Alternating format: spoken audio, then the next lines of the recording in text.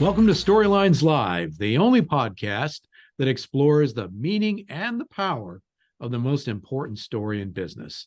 The one that answers the questions of why somebody should buy from you, work for you, invest in you, or partner with you. This is the story that defines the very character and nature of an organization. At WordWrite, we call this your capital S story. In each episode, we feature guests who have great insights on business storytelling, who can share their experience and key learnings to help you and your business do a better job of sharing your capital S story to deliver remarkable business results. In this episode, we're honored to have Kevin Palmieri as our guest. Now, Kevin's going to tell you all about what he does at Peak Performance. That's not what he's always done. It seems like Kevin had a pretty good life, according to his website: beautiful girlfriend, high-paying job, sports car, a dream body. Okay, we might talk about that. But then he had some things happen, and he hit rock bottom and changed his life to focus on self-improvement, which is what he helps other people do today through Peak Performance.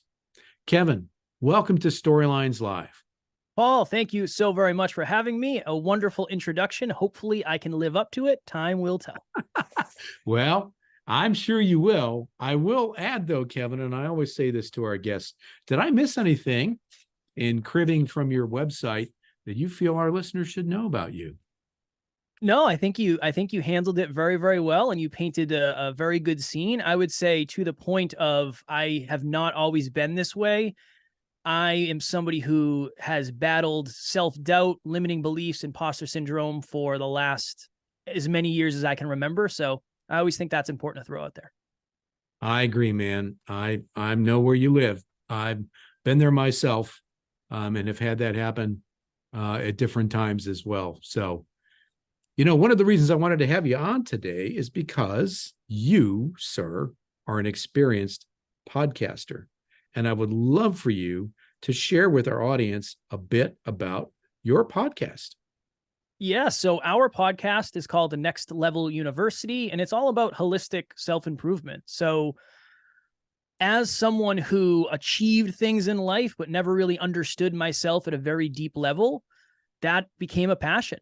I had a lot of results, as Paul mentioned, and the results did not lead to fulfillment. So at Next Level University, we believe in a heart-driven but no BS approach to holistic self-improvement for dream chasers. And we talk about leveling up your life by leveling up your love, your health, and your wealth, internal and external success.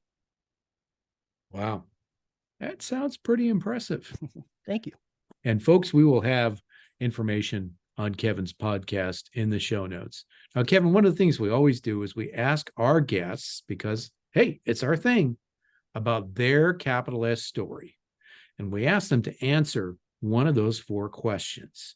You suggested that the one that's most relevant to you in your journey is, why would somebody buy from you? Can you expand on that a little bit? Yeah, I think one of the biggest things is when somebody really cares about you, not just the result of your purchase. I think that really goes a long way. And going back to the very beginning, I was never the person who was 10 out of 10 confident and knew I was going to get here. For most of my life, I didn't believe I deserved success. So when I say I have walked a mile in your shoes, I most likely have. And when I say I know what it's like not to believe in yourself, trust me, I am not just saying that. That is a battle that I deal with very often. So I think closing the gap on understanding is very, very important. And at the end of the day, the podcast and all the products and services we've created are based in what we needed. Not necessarily what we wanted, but what we needed and we thought would be most beneficial to earlier us and our current demographic. That's really a great insight there, Kevin, because you have a unique personal story, and what you do today in working with your clients is very personal. It's an inside job, right? You're helping them connect that with their outsides. So I gave the audience a little bit of a preview of your personal story in reading your bio, but please, would you elaborate for the audience a little bit about upon this transformation, this bottom that you hit? Give us a little bit of your personal story.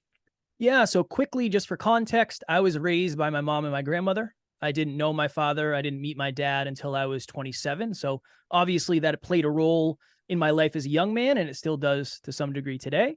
Wow.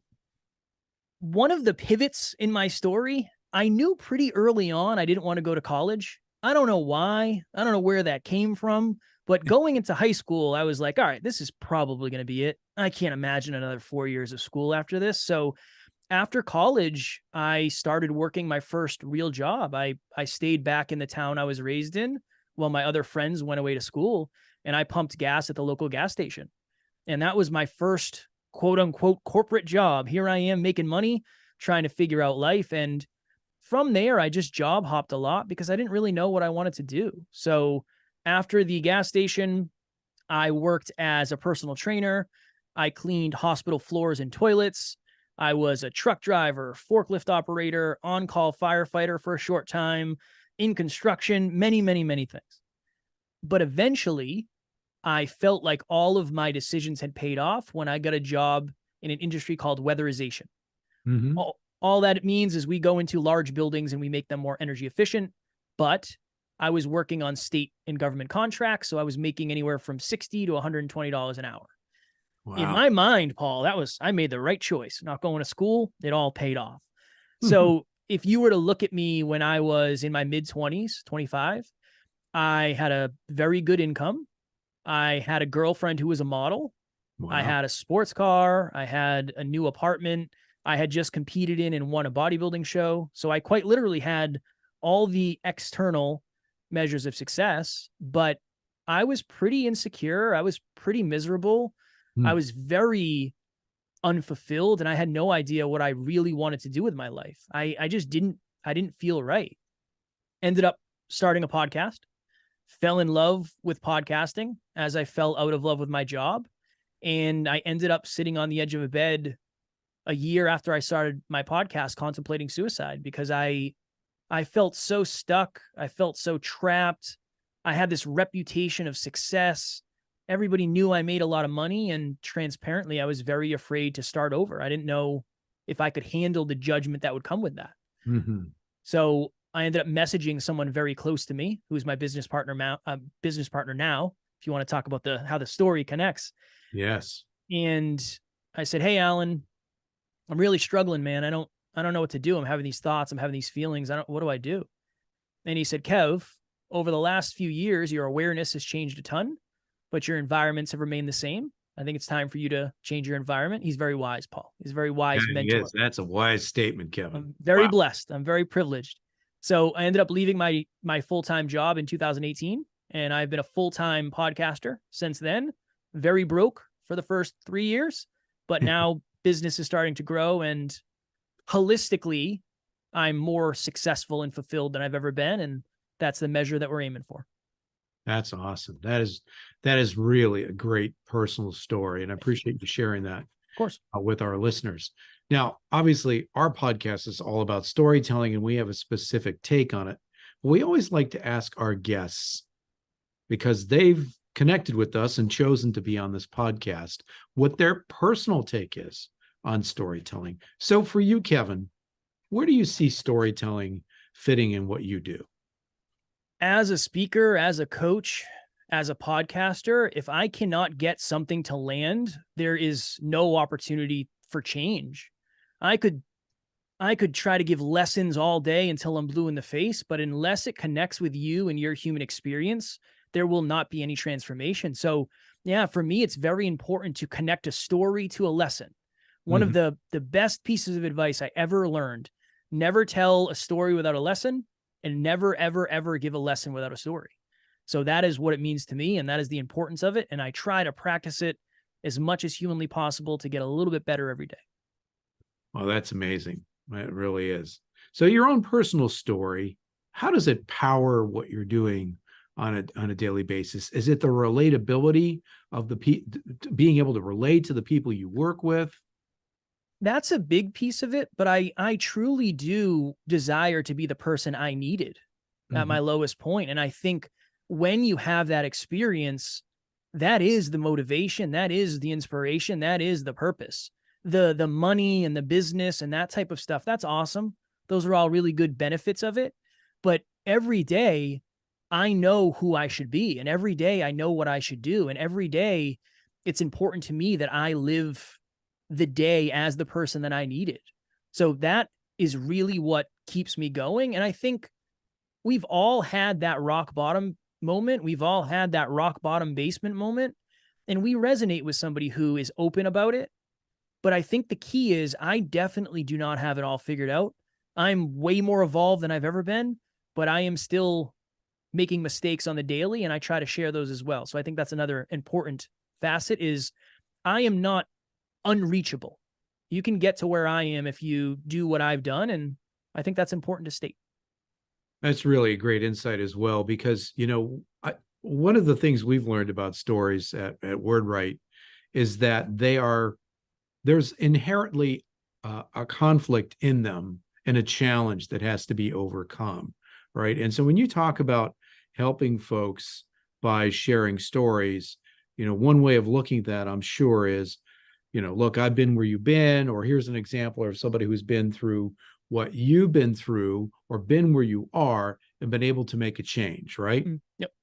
Yeah. And the insecurity too, Paul, I think it's probably an underappreciated part of storytelling is when you face some of your darker moments and you face some of your insecurities through storytelling, it's a little bit easier to get over them and become more familiar with them, at least. And I think that's a very key thing when it comes to storytelling. I totally agree. And just for our listeners, there's been a lot of psychological and neurological research that's been done that demonstrates that when a storyteller is vulnerable, it creates biological connections with the listeners. So we're talking about everything from changing heart rate to breathing and respirations. There's more of a connection. You can think about lots of situations in life, and certainly in business. You go into a meeting, or you're meeting with somebody who you think is going to ask you to do something you don't want to do, or sell something to you, and your heart rate might be elevated. You might be having somewhat of a stressful moment, and then when they share a story with you that's relatable and demonstrates the path that you too could take through something, it can bring all of that down. And that's really, really something I want to dig into. Folks, we're going to take a quick break here. And when we come back, we're going to dig in more with Kevin Palmieri and learn more about his peak performance organization and what he does to help the folks that are his ideal clients.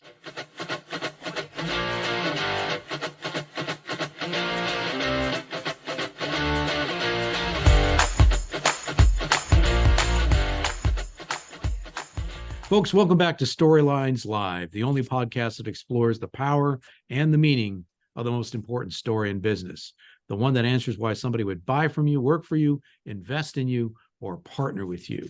We call that your capital S story.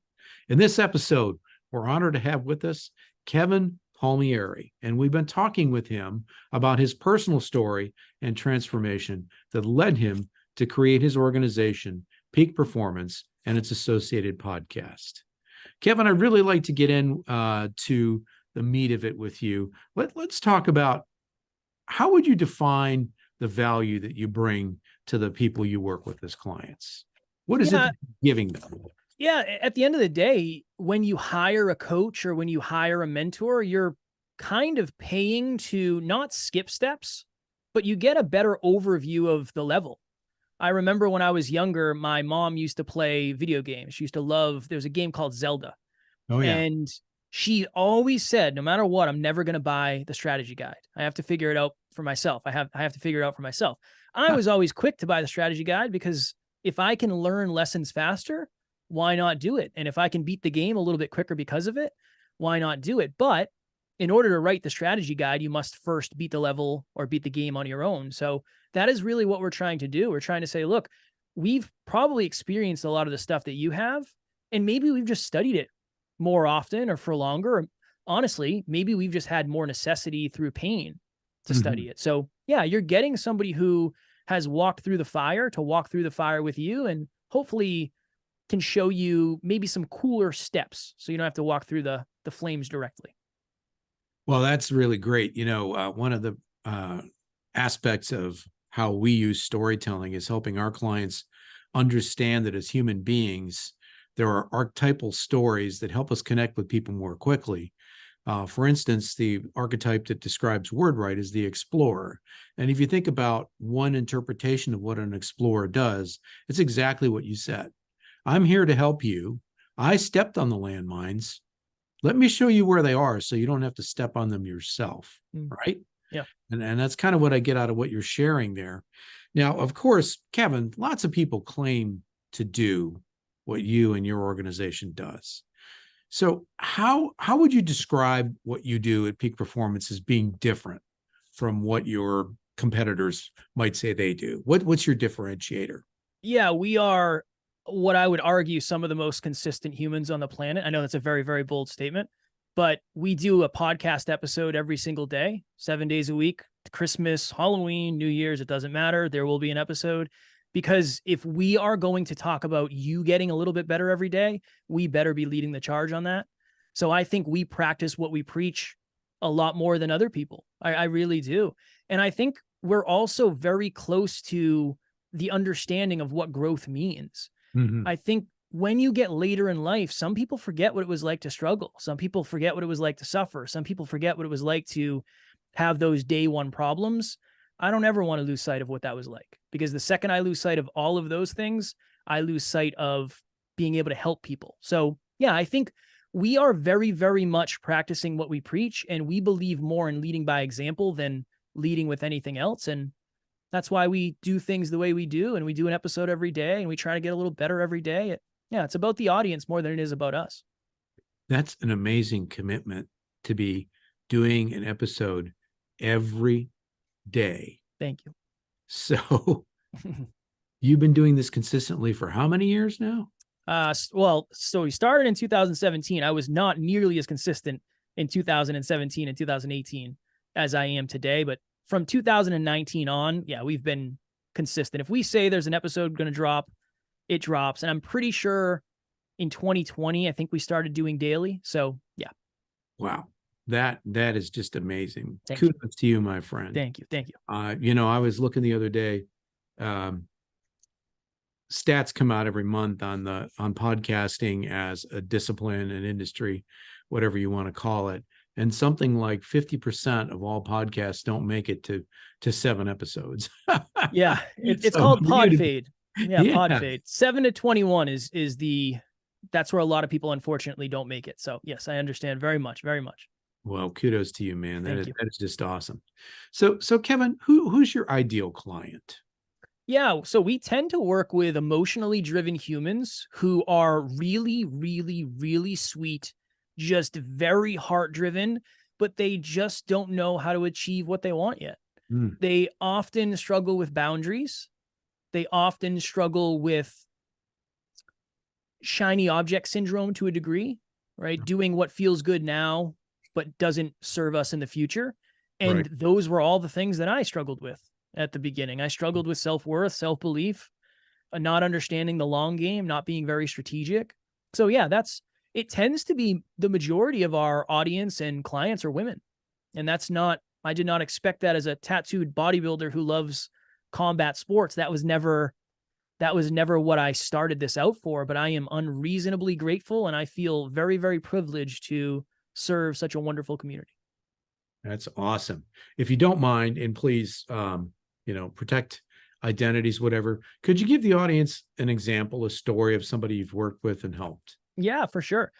Back when we were on Snapchat more, we were posting a lot on Snapchat. This young lady reached out to me and she said, "Hey, Kev, I am really struggling coming out of my shell, and I'm really struggling starting conversations with people. And I feel like I have so many people at work that I'd love to talk with. I just don't know how to start a conversation. And I'm so afraid to get kicked out of the group. What do I do?" And I said, "Let's meet at the mall. I don't really know you. You don't really know me, but we know each other well enough. Let's meet at the mall. You live an hour from me. Let's do this." So we went to the mall, and I told her, I said, "By the end of the day, you're going to be walking up to strangers having conversations. And she said, not a chance. I said, oh, we'll see what happens. That's my goal. So we go into this store that sells these large bean bags. Mm. And I said, all I want you to do is walk up to the front desk and ask that person how much the bean bag cost. That's all you got to do. And she said, no, this is going to be bad. I said, this person's been sitting in the mall all day. They are just ready for a conversation. You're going to be fine. So she walks up. How much is this bean bag? They tell her, goes better than expected. So we go to another store. We do the same thing. Another store, the same thing. Then we raise the stakes and we go down to the food court. I want you to ask them, what comes with this meal? What is it cooked in? How much is it? All of that stuff. All right. 2 thumbs up, 3 thumbs up, 4 thumbs up.